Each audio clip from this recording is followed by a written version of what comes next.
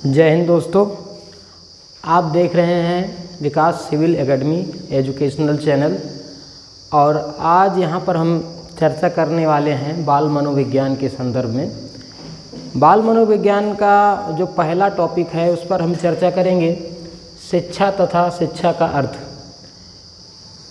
क्योंकि बाल मनोविज्ञान शिक्षण से कहीं न कहीं सहसंबंधित है, इसलिए शिक्षा एवं इसके अर्थ को जान लेना बहुत ही आवश्यक है। दोस्तों, शिक्षा शब्द दो शब्दों से मिलकर बना है, जिसमें शिक्ष धातु में आप प्रत्यय जोड़ा गया है। शिक्ष धातु में आप प्रत्यय जोड़ने के बाद जो शब्द बना है वह शिक्षा शब्द बना है। शिक्षा शब्द अंग्रेजी भाषा के एजुकेशन शब्द से बना है। अंग्रेजी भाषा के एजुकेशन शब्द से बना हुआ है, जिसका हिंदी रूपांतरण शिक्षा होता है। और यह एजुकेशन शब्द लैटिन भाषा के एजुकेटम से मिलकर बना है। लैटिन भाषा का एक शब्द है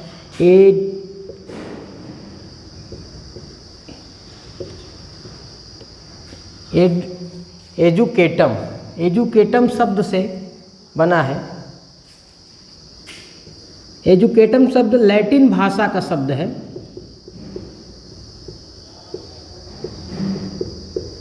लैटिन भाषा का शब्द है।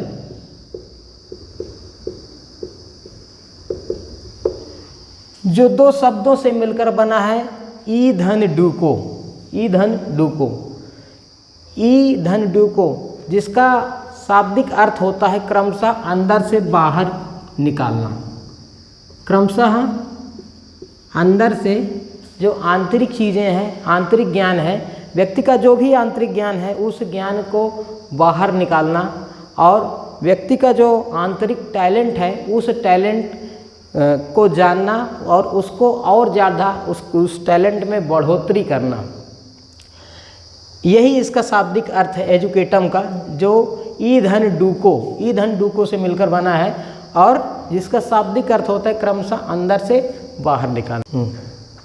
जबकि दोस्तों यहाँ ई वर्ड जो है, ई वर्ड का अर्थ है अंदर से, और डूको का अर्थ है बाहर निकालना।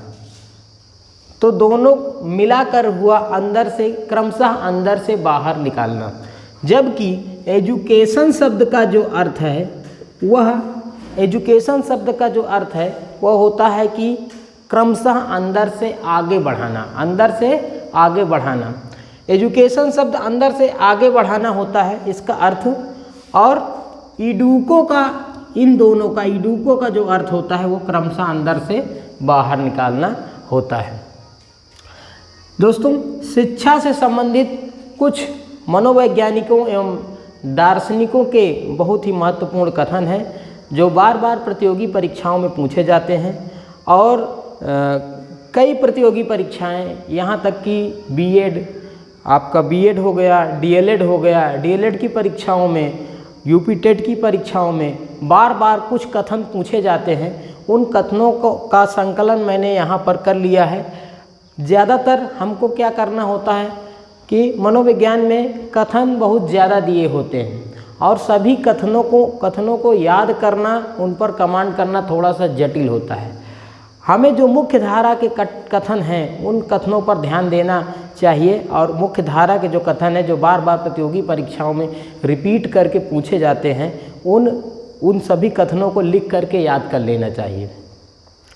तो उसी कड़ी में दोस्तों कुछ कथन हैं जो बार बार पूछे गए हैं, उनको मैंने बोर्ड पर लिखा है। पहला कथन है, मनुष्य की पूर्ण निहित पूर्णता को व्यक्त करना ही शिक्षा है। स्वामी विवेकानंद जी के द्वारा कहा गया ये कथन है, जो बार बार प्रतियोगी परीक्षाओं में पूछा जाता है। मनुष्य की पूर्ण निहित पूर्णता को व्यक्त करना ही शिक्षा है। स्वामी विवेकानंद जी ने कहा था ये कथन, और ये बार बार कई परीक्षाओं में पूछा गया है, इसीलिए मैंने बोर्ड पर इसको जो है लिख दिया है। दूसरा कथन एक महत्वपूर्ण कथन है जो महात्मा गांधी जी के द्वारा दिया गया है। महात्मा गांधी जी ने कहा था कि शिक्षा से मेरा अभिप्राय बालक तथा मनुष्य के शरीर, मस्तिष्क तथा आत्मा के सर्वोत्तम तथा सर्वांगीण से विकास है। महात्मा गांधी जी का यह कथन भी बहुत बार प्रतियोगी परीक्षाओं में पूछा गया है और कई बार मैंने खुद परीक्षाओं में देखा कि ये कथन बार बार रिपीट करके आता है, इसलिए मुझे यह कथन महत्वपूर्ण लगा और मैंने इसलिए इसको बोर्ड पर रखा हूँ मैं।